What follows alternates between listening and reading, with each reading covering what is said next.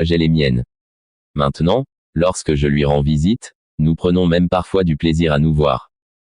C'est une salope, je la déteste et je ne peux plus supporter d'être près d'elle. Le client a fait un long chemin pour accepter sa mère comme une personne, et aussi pour accepter ses propres sentiments positifs autant que ses sentiments négatifs envers elle.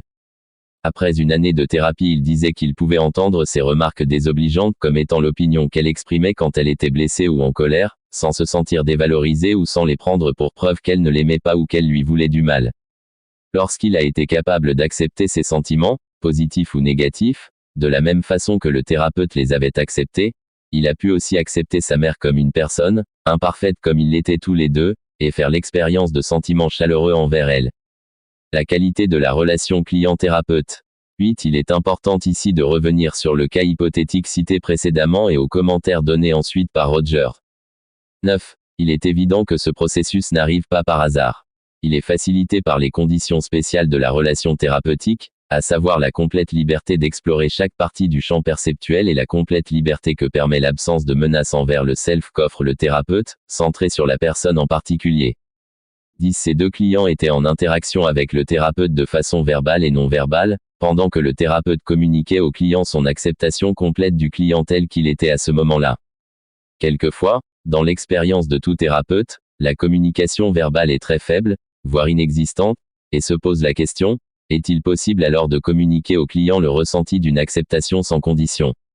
Roger, au chapitre 4 de l'ouvrage cité plus haut, Process of Therapy, le processus de la thérapie, pose la question de cette façon.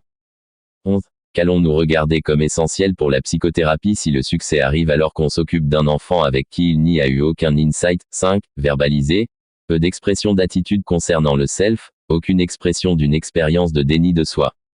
12. Il répond en partie à sa question en se référant à l'expérience d'une thérapeute avec Joanne, lycéenne solitaire qui ne verbalise pas. La thérapeute conclut son compte-rendu en ces termes: que s'est-il passé pendant ces heures de silence?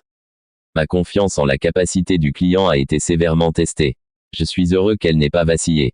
Ici il me paraît important d'accompagner Roger dans la poursuite de sa réflexion. Quoi qu'il se soit passé ici, cela ne semble pas avoir été le résultat d'un échange verbal. Comment alors pouvons-nous formuler le processus thérapeutique en termes de relation?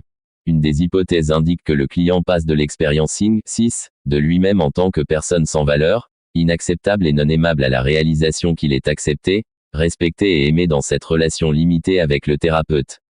Aimer prend ici peut-être son sens le plus profond et le plus général, celui d'être profondément compris et profondément accepté.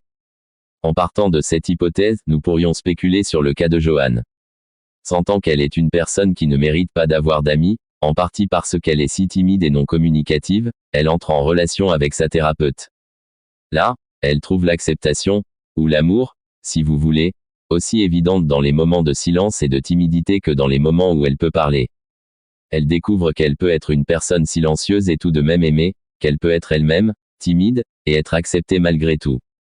C'est peut-être cela qui lui donne davantage le sentiment d'avoir de la valeur et qui change sa relation aux autres. En se sachant capable d'être aimée en tant que personne timide et renfermée, elle découvre qu'elle est acceptée par les autres et que ses caractéristiques